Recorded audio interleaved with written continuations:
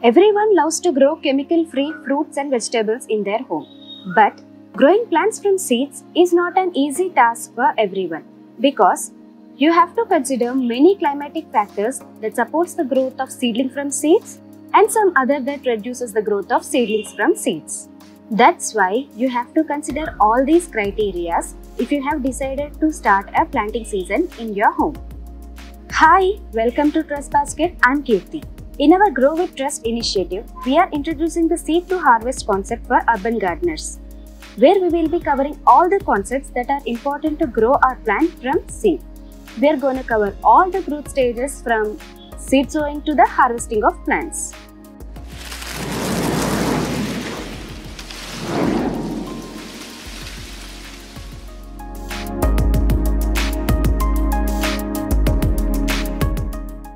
The next step is selection of containers or pots.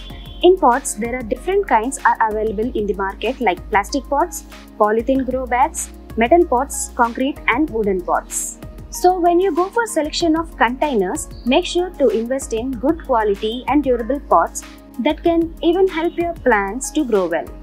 So we are introducing new type of grow bag, that is Happy Roots grow bag. The main advantage of this bag over plastic or metal containers is it is porous. So when a container is porous, it becomes easy for your plant roots to respire and they will be happy and they will not struggle to respire, and it will help your roots to grow well and happily. These are the plus points of our Happy Grow bag over the other type of containers. When you go for terrace gardening, the next thing after selection of pot is you have to make sure to keep those pots on certain stand or something which allows the water flow easily from your terrace. Because when water stagnates for a long time, it will cause the leakage problem. That's why we are using lantana stands for that purpose, because in this stand the contact with roof is very less and there will be no stagnation or standing water on your roof and there will be no leakage problems. That's why wisely you have to invest in buying some stands that allows water to easily flow from your terrace.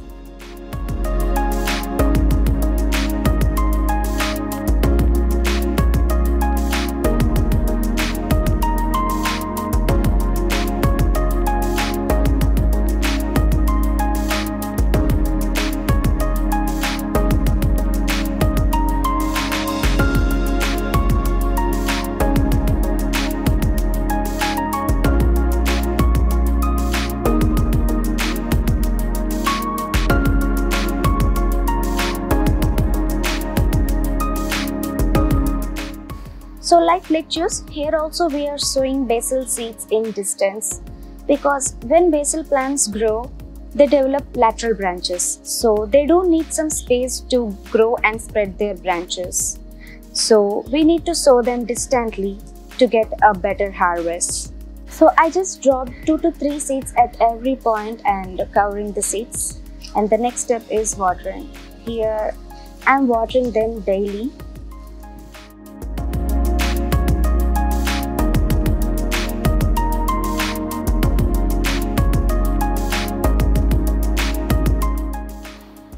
So after 5 days of sowing, basil seeds got germinated finally and all seedlings are doing good. And it looks like every seed got germinated because at every point I could see multiple plants. And maybe there is more than 95% of germination. So now we are showing the daily growth of these basil plants. Day by day, these seedlings are growing really very well. As every seed got germinated, these seedlings are growing very close to each other. So I think I need to separate some seedlings to another grow bag.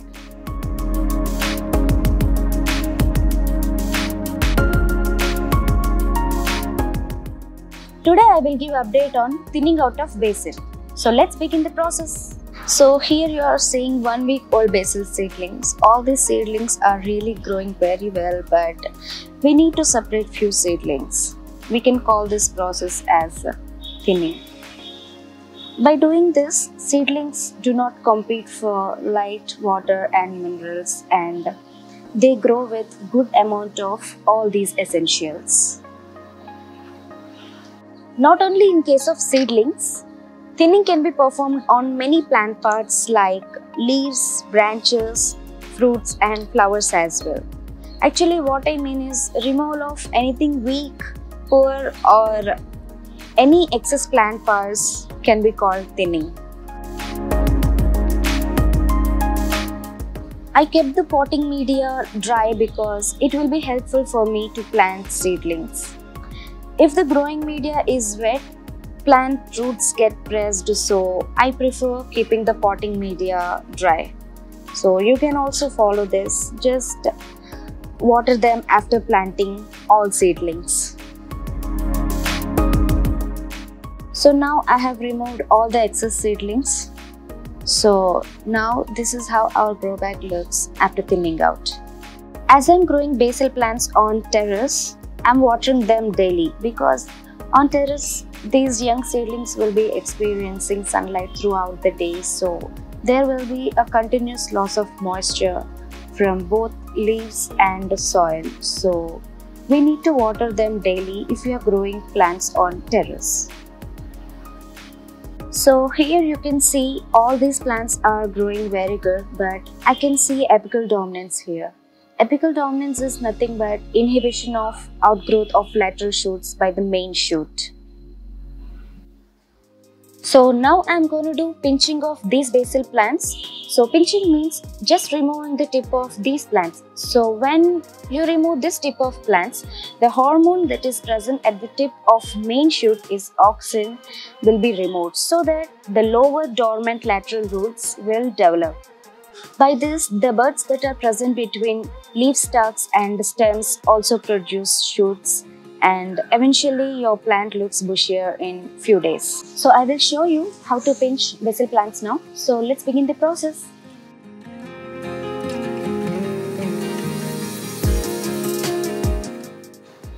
So here you can see this is the first pair of leaves and this is second pair of leaves. So I'm going to leave these two set of leaves and I'll cut above these two nodes. The place where leaves emerge is known as nodes.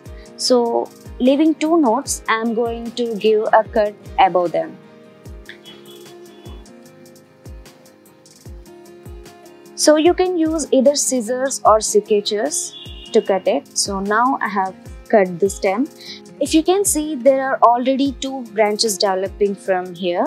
So hereafter these two branches take lead and grow, and not only those two branches do develop from lower nodes too. So here I am just proceeding with the pinching process. As I need lateral branches from every plant, I am going to pinch out each and every plant. If you are okay with growing them tall, you can just leave all these plants like that, but I want to harvest more leaves from each plant, so I am proceeding with this process.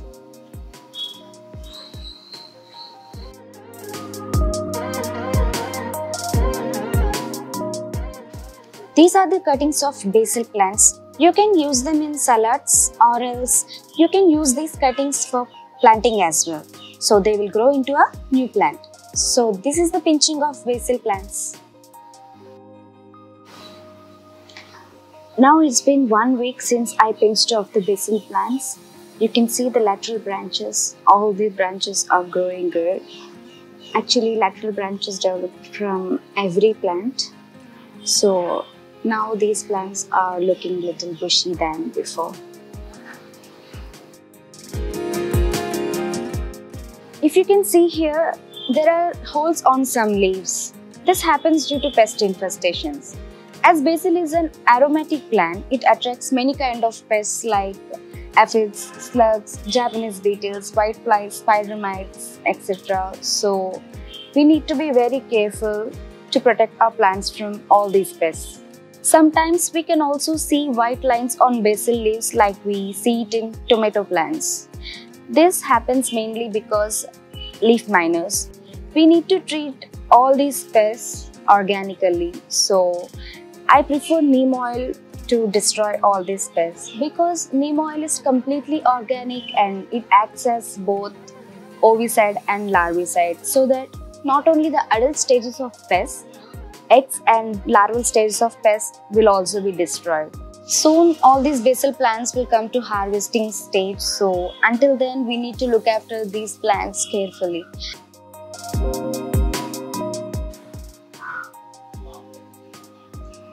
So here I am only cutting the part of all these stems because I want to get few more harvests from these basil plants. If you do not intend to grow them further, you can just pull out them with roots entirely.